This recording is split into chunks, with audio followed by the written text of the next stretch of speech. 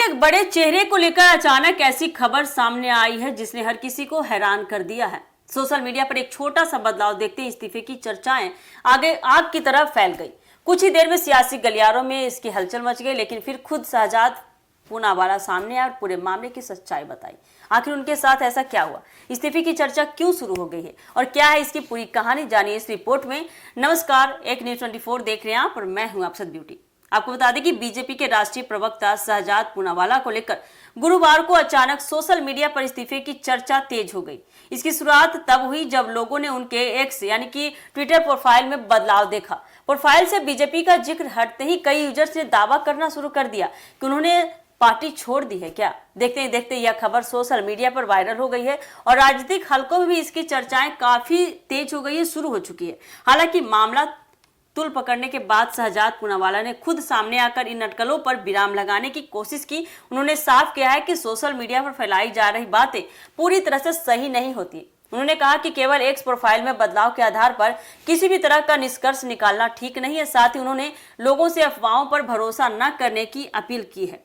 आपको आगे बता दें कि दरअसल उनके प्रोफाइल में बदलाव के बाद कई मीडिया रिपोर्ट्स में दावा किया गया है कि उन्होंने निजी कारणों के वजह से बीजेपी से इस्तीफा दे दिया है, लेकिन इस संबंध में ना तो भारतीय जनता पार्टी की ओर से कोई आधिकारिक घोषणा की गई है और ना ही शहजाद पूनावाला ने सार्वजनिक रूप से यह कहा है कि उन्होंने पार्टी की सदस्यता छोड़ दी है।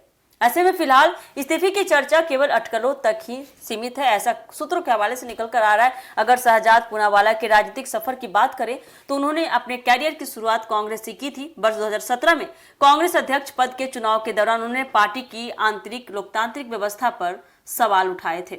राहुल गांधी के निर्विरोध अध्यक्ष बनने की प्रक्रिया का उन्होंने खुलकर विरोध भी किया, जिसके बाद कांग्रेस नेतृत्व से उनके रिश्ते खराब भी हो गए। धीरे धीरे उन्होंने पार्टी से दूरी बना ली। इसके बाद साल 2021 में शहजाद पूनावाला भारतीय जनता पार्टी यानी कि बीजेपी में शामिल हुए। बीजेपी में आने के बाद उन्हें राष्ट्रीय प्रवक्ता की जिम्मेदारी, अपनी तेज तर्रार शैली, टीवी डिबेट्स में आक्रामक तरीके से पार्टी का पक्ष रखने और सोशल मीडिया पर सक्रिय रहने की वजह से उन्होंने जल्द ही पार्टी के प्रमुख प्रवक्ताओं में अपनी पहचान बना ली। कई बड़े राजनीतिक और राष्ट्रीय मुद्दों पर वे लगातार बीजेपी का पक्ष रखते हुए नजर आते रहे हैं। शहजाद पूनावाला का नाम अक्सर उनके भाई तहसीन पूनावाला की वजह से भी चर्चा में रहता है।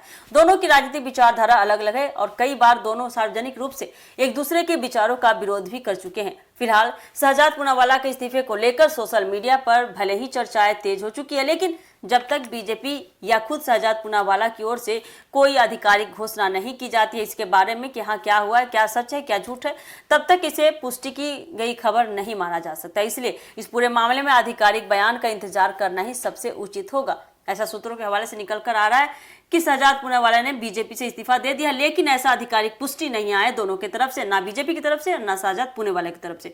तो देखना काफी दिलचस्प होने वाला है कि इस मामले में क्या खबर निकल कर आती है। तो क्या कुछ अपडेट आता है हम आपको अपने चैनल के माध्यम से देते रहेंगे। फिलहाल